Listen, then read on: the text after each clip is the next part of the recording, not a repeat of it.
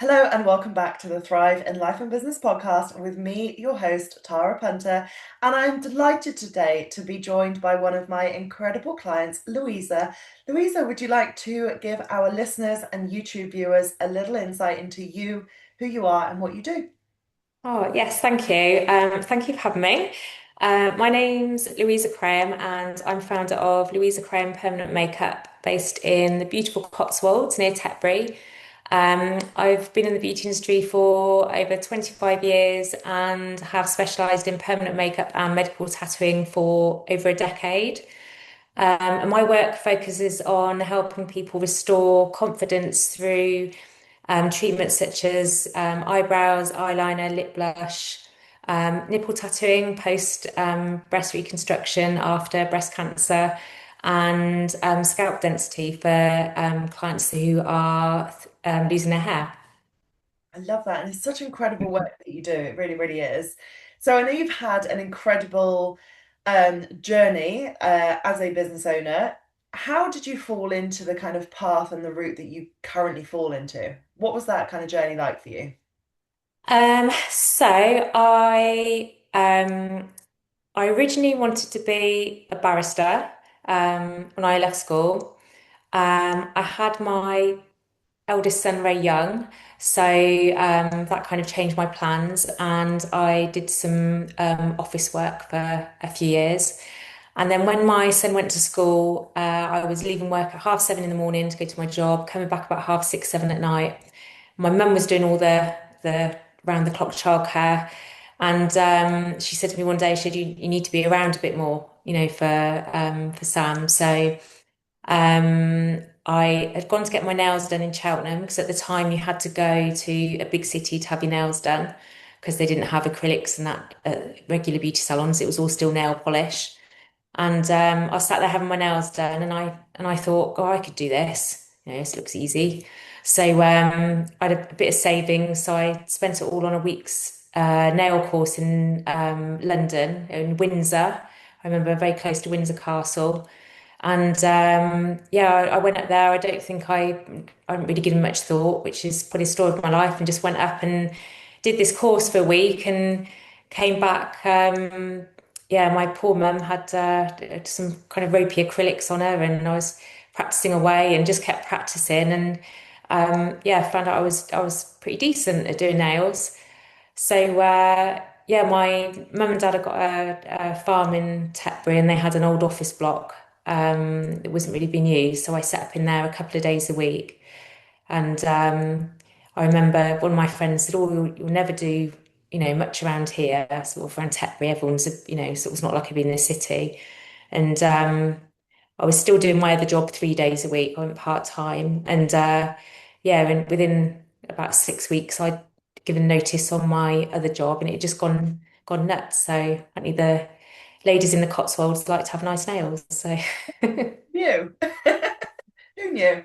What journey from doing the nails into doing the permanent makeup? What was that journey like for you? So fairly quickly after doing nails, I did start to go into beauty. So did beauty qualifications, and then I decided to open it as a salon.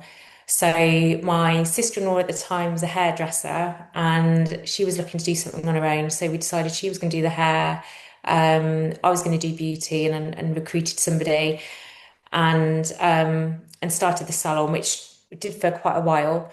Um, so probably, I don't know, about 10, 15 years. And I was educating for a national beauty company alongside. Um, and then I was doing a lot of brows. So I did HD brows. Always enjoyed eyebrow shaping and makeup, and more than kind of massages and facials. I used to find them a bit boring. I like having them done, but I like more visual things that sort of make me a bit more excited.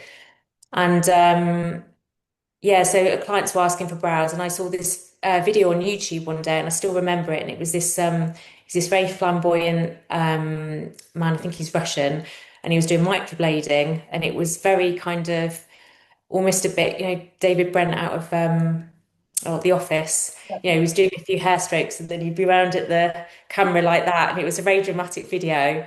And I remember watching it thinking, oh my God, I could never do that because it all just looked very, sort of, you had this blade and was doing all these hair strokes on this woman's face. And a bit like doing the nails, I suppose. And then within a few weeks, I booked myself onto a course. So, and again, I thought I'd probably do maybe, a set of brows a week or something like that, just alongside what I was doing. But within a few weeks, it gone nuts again. And I ended up um, putting closing my column for beauty and the other staff doing beauty, and I just was concentrating on the tattooing. And then within a couple of years, I just lost interest in, pedicures and stuff like that. So I sold the salon and remained here, but just doing the permanent makeup, which I love. I love it even more now. So Yeah. It's amazing, isn't it? Like sometimes we have this idea of something that we want to do, or we see something on social media or YouTube and we're inspired by it and we think, oh, maybe I could do that. But I think so often people squash the idea before they even give themselves a chance to try and figure it out or to try and understand what the training process would be like. What was your mindset when you did the qualification and the training for the brows? Were there any fears or worries, or were you just thinking you were like balls to the wall, let's go and give it our best shot? What was that like for you? I'm always all or nothing. I'm just like that as a person. So if I'm going to do something, it is 101%. Otherwise, I can't stand by it. So I'm definitely an all or nothing person. So I went in with everything. So I'd already lined all my models up and got them in my diary and everything like that before I did the course. But the one thing I was worried about is I'm really terrible with blood. So I'm not good with blood at all. So I thought, and I didn't really know much about the treatment because actually, this very rarely you get any bleeding during the treatment because it's very superficial. But I think I just imagined it was going to be some kind of, I don't know, bloodbath or something. And so that really worried me because I thought, God, if I see any blood, I'm probably going to keel over. But in reality, it's not like that at all. So it's such a superficial treatment. There isn't any bleeding usually during a treatment. And I think what I've realized over the years is it's blood for me is scary if it's an injury or an emergency, something out of control. If it's something controlled, like if I'm doing a skin tag removal and there's a speck of blood, that's fine because I've created that and it's meant, it's going to happen.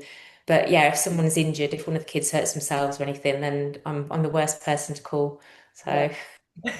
Different blood. Yeah. It's the context behind it, I think. Now, I imagine a lot of people listening to this probably or possibly won't know, but I actually had my eyebrows tattooed on it in like 2011, I think it was. I was just sharing with you on our call before this that my auntie had had chemotherapy and lost all of her hair, and she had her eyebrows tattooed on, and they looked incredible. And I had definitely fallen into the era of over plucking back in the noughties, back in my slightly chavier days, I will say. And I literally over plucked my eyebrows so much that they were so thin, I had nothing there. And when I had mine tattooed on in like 2011, it changed so much for me. And actually, it really encouraged the hair to grow back naturally. And it was honestly something that I was so terrified to get done. I'd never had a tattoo. I don't have any anywhere. I was so scared, but it was something that just gave me so much confidence because I suddenly didn't have to worry about my drawn on eyebrows coming off in the sea if I was on holiday or coming off through sweat when it was a hot sunny day. And it did so much for my confidence. Is that one of the kind of areas that you love with the clients that you help, is helping them feel really confident?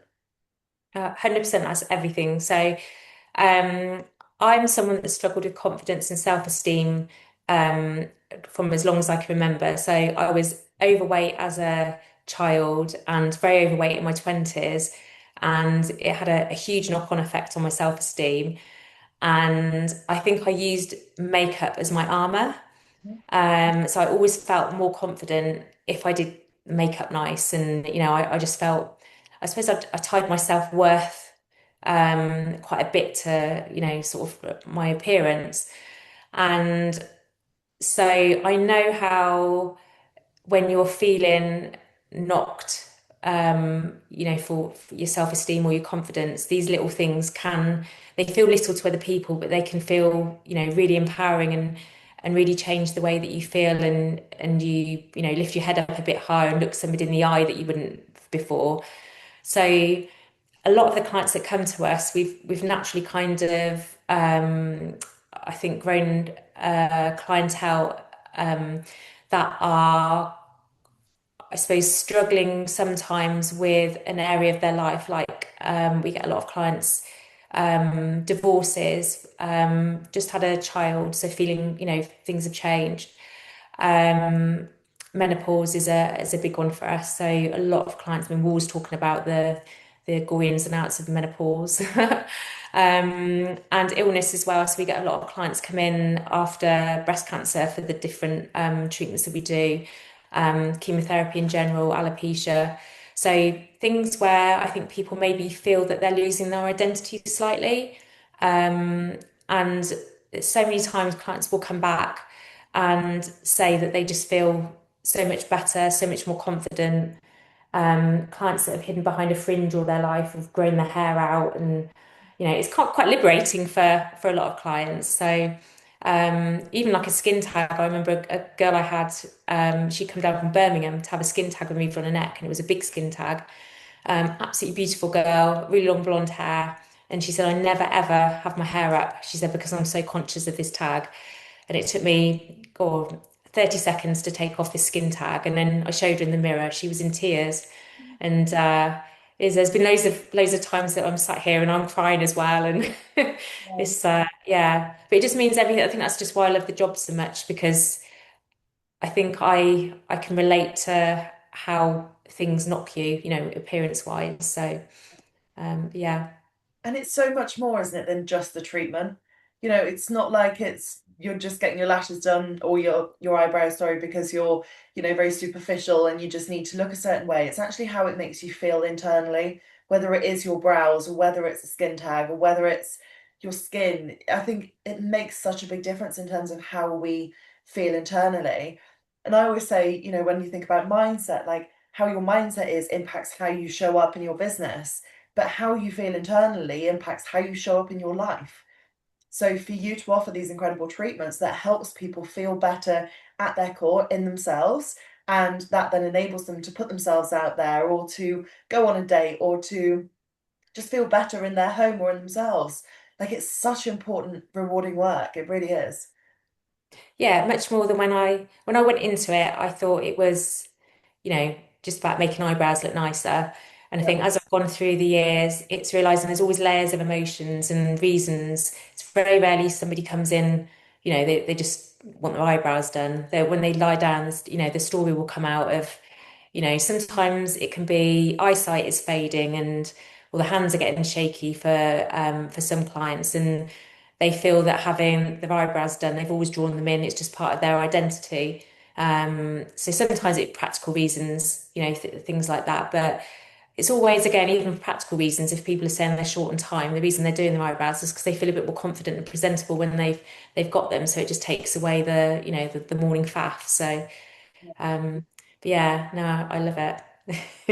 That. I always say, and you've probably heard me say this in some space, but people so often just try and sell or promote themselves with logic, but actually it's emotion that makes people buy. Your people in particular Yeah, will be buying because they have that emotional connection to you initially, but then they will have that emotional desire and that emotional drive inside of them that's kind of fueling and powering this desire of theirs. So I think so many people kind of miss that when they're promoting their things, and I think the more that you can kind of tap into that emotion piece and tap into what it actually means for your clients, what it means for your clients to come and have that treatment, what it means for somebody else's clients to go and have a certain treatment with them. It's never just about the treatment, it's about what the treatment represents. And I think yeah. that's the big piece that gets missed. Yeah, and I think when I used to have the salon, we used to retail. Um, I always noticed that the things I would sell was the things that that I believed in or that I used, or the things that were left on the shelf were the things that I didn't use or didn't think were that good. So it's the things, yeah, that you can relate to and, that means something. Yeah. Yeah. And I guess that's where your clients who struggle with their confidence really feel so connected to you when you've spoken about your own kind of journey with confidence. Because it's almost like they're going to come feeling understood. They're not going to feel judged. They're not going to feel like they can't be themselves because they know that you are someone that is so genuine and so authentic with kind of your own journey. Yeah, I think another thing, I'm quite an oversharer. So within 5 minutes of a client coming in, it's um, I just like being around people. I like being around women, and yeah, I'm always happy to share my experiences and things that have happened to me. And I think I get a lot from other clients as well. Talking about things. Sometimes at the end of the appointment, I think, oh, it's like a joint counselling session. Um, but yeah, it's really interesting. You always learn something off somebody. Yeah, Um, yeah. I love that. So, what's your kind of entrepreneurial business journey been like? Has it been times when there's been certain challenges that you've had to kind of overcome and navigate? Has it been big highs, big lows? Has it been plain sailing? Talk to us a little bit about that and the kind of mindset behind it. Oh God. Yeah, proper roller coaster. Yeah. So as I suppose most people would say of owning a business, there's been days where I've literally wanted to light a match as I walk away from the salon at 5 o'clock and throw it behind me. Um, and then yeah, there's been some really tricky times. Um, I don't feel that I've had that in the last few years because I think I'm doing something now that I absolutely love, I believe in. Um, and so I feel very differently. I think when I had the main salon and I was doing the beauty treatments, I enjoyed them, but I think I haven't found my thing yet. So I think I was still in the back of my head, probably searching for something else. Um, but yeah, we've had times where I've made some bad decisions on treatments and invested on things that I thought were going to be brilliant, and we've lost loads of money on them. When I opened the salon, the opportunity came up to open the salon, and the timing was so it was October 2006, so it'd be 20 years this year that I'd opened the salon. And when I opened, it was October the 17th, and my son was born on September the 9th. And I was in hospital for a while after I had him. I was quite poorly. So actually opening it was the first hurdle because I was mum to a 4-week-old. I was ill in hospital most of the time. I didn't really have a clue what I was doing. I'd never, done anything like this before. So I spent most of the time wheeling myself down to the pay phones in Gloucester Royal Hospital, barking orders at mum and dad. Make sure you order this, and you need to be in for this. This is arriving, and so it was. Yeah, that was all a bit hectic. And then sort of, I've been pretty lucky with staff. I've had a few staff bits and bobs, but in the whole, sort of pretty lucky with that. But yeah, we've had, like recession. I think it was like 2008. I think something like that. Yeah. That hit us quite bad. And I've got into debt with that, and I was paying the staff and out of my savings, and so yeah, it was there's been a few ups and downs, um, but yeah, it's just part of business, isn't it? Yeah. So dad's been really good. My dad's my rock. He's my business inspo. So he's always very plain talking, and he's not emotional with things. Like I can be very emotionally invested in decisions, whereas he'll sort of. I remember I went to a beauty show once and I seen this oxygen thing where you could buy an oxygen thing to breathe in, pure air, and it was like an oxygen bar. So when somebody done the nails, they could then sit and have this, 5 minutes on this oxygen thing. And I'd seen it and I said, oh my God, I said, this is amazing. And it was a lot of money. And I was all ready to kind of, borrow all this money and buy it. And I'd showed my dad, and he just looked at me and he said, "Are you mad?" And I said, "What?" And he said, "We live in the bloody Cotswolds." He said, not in the middle of Japan." He said, "There's, pure clean air out here." He said, "You just got to walk out the door and get a breath of fresh air." So it's like things like I can get all excited about everything, and then sometimes I need somebody, sort of logical to point out the obvious. So I love that. I Slightly think off tangent there, but it's funny anyway. But I think it's so important that we have these sorts of conversations because I know for me, when I started my business in 2015, I genuinely was so naive that I didn't think that people would ever struggle. Like, I thought it would all just be easy, plain sailing, all good, nothing would go wrong. Come April 2017, when I had my first rock bottom, I just didn't realize that people struggled in business and nobody spoke about it. Podcasts weren't what they are now. Instagram wasn't what it is now. I don't think it even existed. It did exist, but it just wasn't what it is now. And I just felt like I was the only one that was possibly going through something, suffering, struggling, navigating this massive challenge. So I always want people to talk about the highs, yes, but also the lows, because the more we can normalize it, the more people can recognize when they go through a challenge, they're not the only one going through the challenge. And they can then borrow any optimism, any belief that they need to borrow from somebody who's had the challenge or had the rock bottom and built up again. So I love that you share that because I think it is so important to kind of keep sharing those stories around business. yeah, definitely. And I think as well, like, I mean, we charge like £400 for a set of brows. And I think people look at that and think, you know, God, I must have, a holiday home in Marbella and this, that, and the other.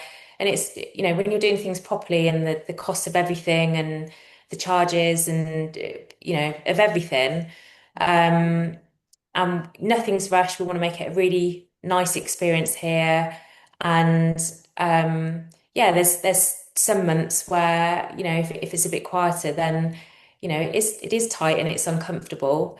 And then it's still, it still can be like that now. It's, even though we've been established for 12 years and we're always busy, but sometimes an unexpected expense will come in or, I've cocked up something or, or, you get a few cancellations or something, and then it can become quite a tight financial month, and that's just the reality of what it is, even, this many years into being self-employed. So, there is a certain unpredictability to things, but then for me, I think that little bit of pressure keeps me on my toes to keep thinking of ways to sell and bring in clients and, and how to keep things fresh and people wanting to come to us.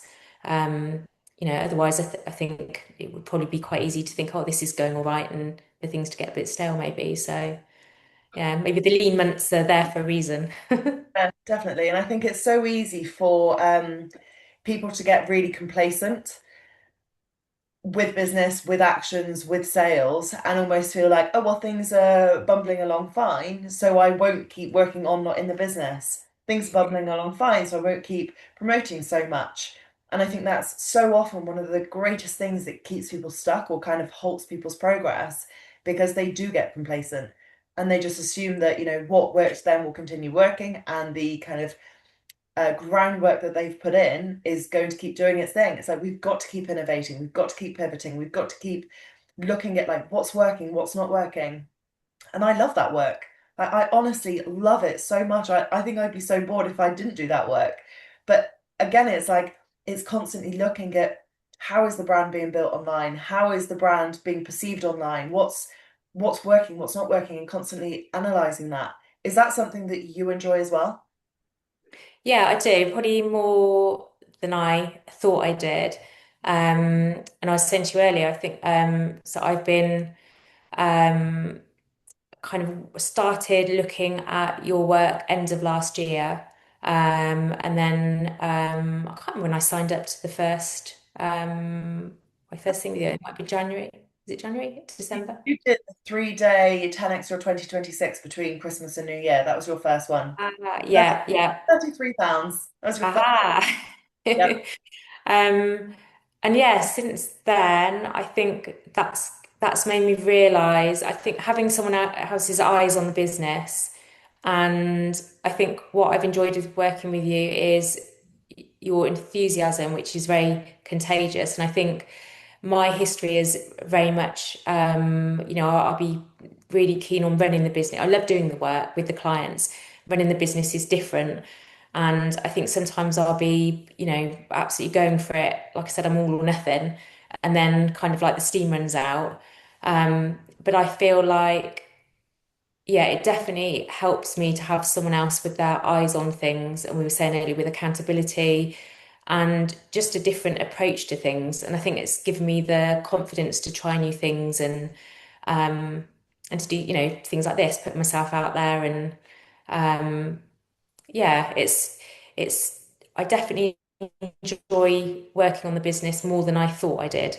So yeah, which I'm beginning to realise. Love that. And I think since that 10X or 2026 at the end of December, you've obviously done Thrive membership, one-to-one, in-person afternoon at Gorgeous Cowcott. And it's just been such a nice natural growth and evolution. When you first signed up at the end of December, what were your kind of thoughts or intentions behind that? Was it like mindset you wanted to understand a little bit more? Was it more the strategy? Was it just a fresh pair of eyes, fresh energy? What was your kind of reasoning behind that? So I'd recently come away from another coach. I was on a break from another coach I've been working with. And so it's between Christmas and New Year, and I'd seen you advertising. I've been following you for years and years on social media. And yeah, I think I was just curious really to see how you worked. And I suppose it gave me, it was a no-brainer really, because it was a low investment for me to have a sort of taste of what your coaching was like. Yeah, and I was really sort of gripped straight away. So, and I thought this is something I can get behind. But just the whole mindset thing is not something I've really explored before in business. So I've looked at mindset in counselling, which is really good for just general life, but not really for business. Which seems crazy when I say that, but I could say to you, I'm all in with it now. I'm surprised at how much it's impacted everything, and not just business, personal life as well. So I just feel really good. I feel good with work, and I just feel, real confident, sort of the best side of me at the moment. So yeah. Makes me Think so about happy. Because it's it. saying, with your clients, when people feel good on the inside, like there is no limit to what they can do. And I absolutely believe that to be true when it comes to the work I do with my clients as well. So when I know that you and like other clients are feeling so good and feeling so motivated and passionate and capable and able and confident, like you then put yourself out for things. You pitch for collaborations on podcasts, you pitch for other collaborations, you put your prices up, you sell more often, like you just do more things because you're coming from this like really strong, centered, confident, like identity where you just feel like you can take on the world. And it's so, so, so key. So I love that you shared that you feel that way. I really do. It's made my day. Oh, good. Thank you. If somebody was kind of on the fence about either having a treatment with you or doing some work with me, what would be the thing that you would say to them? So if I've got somebody that is is thinking about having a treatment done and they have been on the fence for a while, like a lot of my clients that come to me will say, I've been following you on social media for a couple of years, or I've been thinking about having this done for a while, and there is some kind of barrier. So it might be, anxious that it's going to look okay, or sometimes people are worried it's going to hurt, or what other people might think, or something like that. Then usually I would invite somebody to come in and have a chat over coffee about what they're looking for, why they're looking to have something done, to try and find out the emotional backstory behind things, and just really to figure out whether it is for them or not, because it might not be the right time. Sometimes if somebody's going through something big, I'll ask them to wait until things are more stable in it, because I don't want people to make it is quite a big decision, I think, changing something on your face. So I want to make sure someone's in it's the right place, the right time, it's the right thing for them. And sometimes it isn't. We do say no to clients or advise clients that, it's not the right time, or maybe I'm not the right person for them. I might not do the right style or something like that. So it's just really to invite people in to have a look and see what's going on in our world and see whether it's going to be a fit for them. And I guess that's the kind of the same thing with when working with you, it was, sort of watching and being interested and curious and thinking, oh, this could work for me. And then it was that, um, initial kind of finding out a little bit more to see whether I thought it would be a good fit with what I do. So, because not everybody is going to be, isn't it? And you want to be working with people that it is a good fit, like I do with us. So 100%.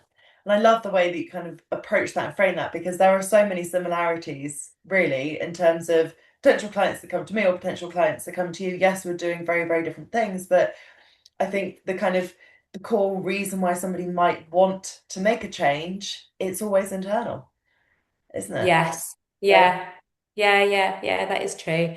And I suppose with confidence as well, with the mindset work.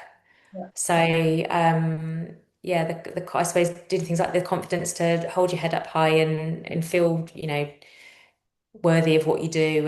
And yeah, so yeah, I can see that. I love that. Well, thank you so much for being an incredible guest, sharing your story, spreading the word about the incredible work that you do, and for the incredible work that you do. I just think it's absolutely amazing. So thank you. I will share some links in the show notes. Where do you hang out most on social media? Where would you love to send our viewers or listeners if they've got any questions, if they want to know a little bit more about what you do, or if they just want to connect with you? So either our Instagram or Facebook page, so Luisa Krayem, or our website, which is louisabeauty.com. And yeah, we're very friendly, so just come and have a chat. Very friendly. Thank you so much, Louisa. It's been an incredible conversation, and I'm sure everybody has loved it. And I will pop those links in the show notes below. So thank you very much. Oh, thank you, Tara, and thank you for everything the last few months. So yeah, I really appreciate everything. So welcome.